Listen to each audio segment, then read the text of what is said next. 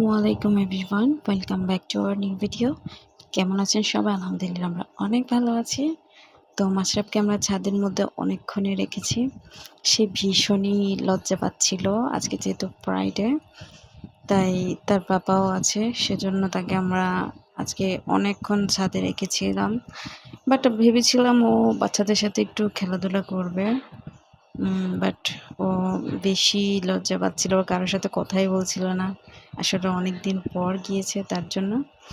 আর আমিও অনেক দিন পর উঠেছি, এর জন্য আমি আশেপাশটা দেখছিলাম।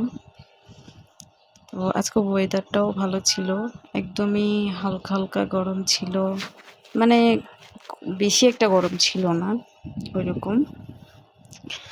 তো আসলে খুবই ভালো লাগছিল আজকে ছাদে উঠে। আর আজকে ছাদে অনেক মানুষ ছিল যেহেতু ফ্রাইডে, এর জন্য। এরপরে আমরা বাসায় চলে আসি। আর অনেকটা অন্ধকার হয়ে গিয়েছিল, এর জন্য সেগুলোতে আর মাশরাফ আর মন খারাপ হয়ে গিয়েছিল কেন আমরা বাসায় যাচ্ছি। এদিকে আমি তরমুজ কেটে নিয়ে আসলাম। আসলে এখানে একটু চালাকি করলাম, মানে কাজ না থাকলে যা হয়, বসে বসে এগুলোকে আর্ট করলাম তরমুজগুলোকে। ফেসবুকে বিভিন্ন হ্যাক দেখি রিলসে, তার জন্য। এরপর আমরা রেডি হয়ে গেলাম, আজকে আমাদের কিছু শপিং করতে হবে অ্যান্ড দেন আজকে খাওয়া দাওয়া হবে। লাস্ট উইকে মেবি আমরা বের হইনি কোথাও, লাস্ট ফ্রাইডেতে, এর জন্য আজকে একটু খাওয়া দাওয়া হবে। আমরা লাস্ট বুধবারে বেরিয়েছিলাম, মানে গত শুক্রবারের আগে বুধবারে বেরিয়েছিলাম, এর জন্য আর শুক্রবারে বের হওয়া হয়নি।